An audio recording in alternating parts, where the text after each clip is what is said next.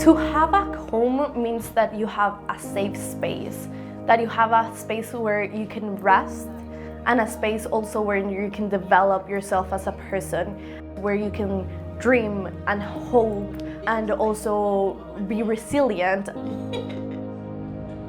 When we think about homelessness, the automatic go-to is, what did this person do to become homeless? I think that is a very misguided notion. Homelessness is different from any other social service. Every day I go home like I have inspired somebody. I have given something of myself to somebody else and they benefited from it. We are one step ourselves from being homeless too at times when something tragic happens in your life. There's generations and generations of homelessness in it, and I did have a client whose father was homeless, whose grandfather was homeless, and it was the third cycle of homelessness in this family. And when he was finally housed, be able to say, I'm housed with me and my son, and I don't have to watch him go through what I went through with my father and grandfather. And ending that cycle, breaking that cycle, has been incredible. HomeStart is the place that acknowledges that a home is a basic right and a basic necessity for every single person. It doesn't matter who you are, what you're struggling with. HomeStart firmly believes that in order to succeed, in order to be a better person, in order to just be as the human that you are, you need a home.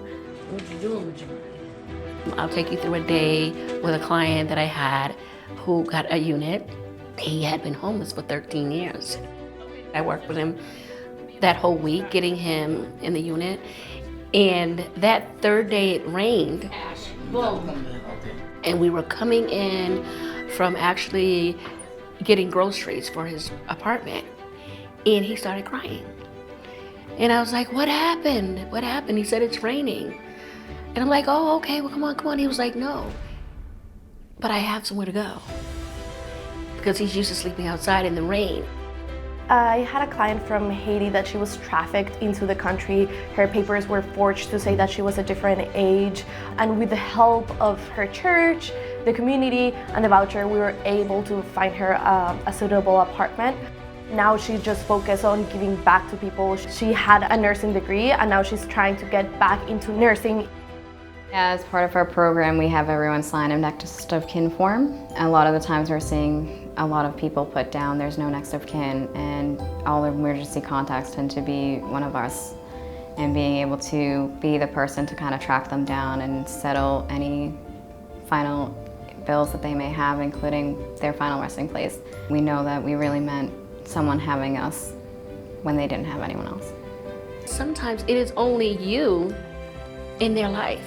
It's just me. I am their emergency contact. I am their person to call when they go to the hospital. I am the person management calls when something's going on with the apartment. And it can get overwhelming.